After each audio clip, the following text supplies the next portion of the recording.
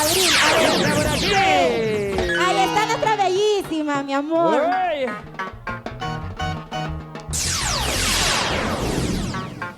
Gracias, Elvia. Yo también igual. Y para próximo año, en mi segundo aniversario. Y por Ahí supuesto. está. A ver. ¿Dónde están las hinchas de nuestra bellísima Elvia Abril? Yo quiero ver, a ver. y Yo ya quiero vinieron. ver cuántos fans tiene nuestra hermosísima, bella Elvia Abril. A ver, Unirán los hinchas de Elvia. yo quiero ver, a ver, ¿dónde están? Las Arriba, palmitas arriba, arriba.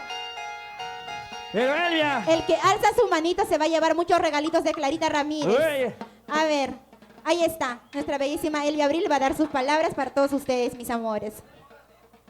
Claro que sí, madrina. Madrina Clarita Ramírez, tú sabes, muchísimas gracias por estar hoy día presente aquí en mi gran lanzamiento de segunda producción musical. Yo de verdad, muchísimas gracias, 1000% agradecido contigo. Te lo dije, también agradecido con el padrino Bernabé Tintaya, agradecido con G-Mac, ¿dónde está nuestro amigo? También con el señor Genaro, de verdad, muchísimas gracias para mis fans, para mis amigos, mis padrinos que están presentes aquí y de verdad, 1.000.000.000 de gracias, madrina. Sabes que te quiero un montón, ¿no? En las buenas y en las malas, como tú dijiste, ¿no? Estamos para apoyarnos. Millones de gracias, madrina, de verdad. Y que lo sigan pasando de lo mejor, bonito. Gracias a mis amigos, a mis paisanos que están presentes hoy día aquí en mi gran segunda lanzamiento de producción musical.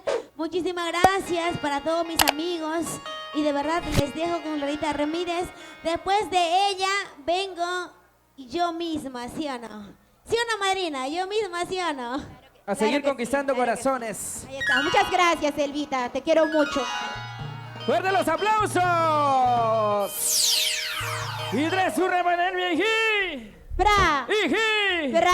¡Iji! Vamos a cantar esta canción, nuestra primicia. A ver. De todos los artistas, nacional e internacional.